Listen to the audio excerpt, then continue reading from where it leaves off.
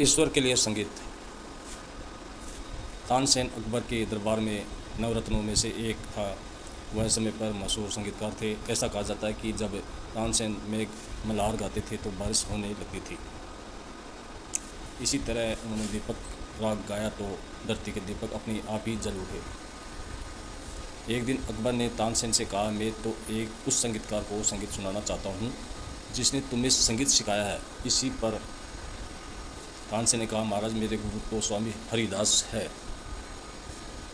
वे तो आपके दरबार में आएंगे नहीं, क्योंकि मेरे तरह वे आपकी नौकरी में नहीं है।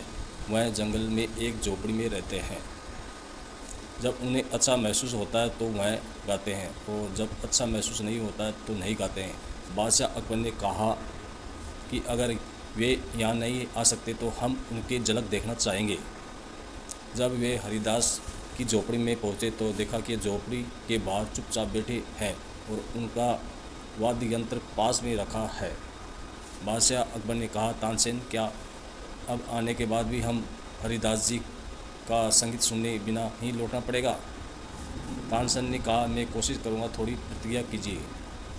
तानसेन ने गाना शुरू किया। थोड़ी ही देर बाद जानबूझकर तानसेन ने जरा सी गलती कर दी। इस पर उनके गुरु हरिदास ने तत्काल टोका और कहा कि तानसेन, इस तरह मत गाओ। और इतना कहकर स्वामी हरिदास जी ने खुद ही गाना शुरू कर दिया। उनके गायन में जो गजब का जादू था, बादशाह अकबर तो हरिदास के संगीत में पूरी तरह खो गए थे। उनकी एकाग्रता तभी टूटी जब हरिदास ने गाना बंद कर दिया। इसके बाद अकबर महल के लिए रवाना हो गए, लेकिन हरिदास जी का संगीत उनके कानों में ही गूंज रहा था। रात को अकबर ने तानसेन से कहा, तुम वाकई बहुत ही सुंदर गाते हो। तुम वास्तव में भारत के सबसे बड़े महान गायक हो, लेकिन फिर भी तुम्हारा संगीत उस ऊंचाई को हासिल नहीं कर पाता जो हरिदास जी का संगीत कर पाता है। तानसेन ने हाथ जोड़कर कहा, महाराज, मैं गुरु हरिदास जी और मेरे बीच एक बहुत बड़ा फ़र्क है। मैं अपने राजा के लिए गाता हूँ, जबकि गुरु हरिदास जी तो केवल ईश्वर के लिए गाते हैं। वे दरबार के लिए संगीतकार से बहुत बड़े आगे हैं। तानसेन ने जवाब सुनकर बादशाह अकबर मौन थे। वे अपने आप से कह रहे थे कि हे ईश्वर के लिए गाता हूँ। उसकी आवाज़ में दिव्य मधुरता तो अपने आप ही आ जाती है।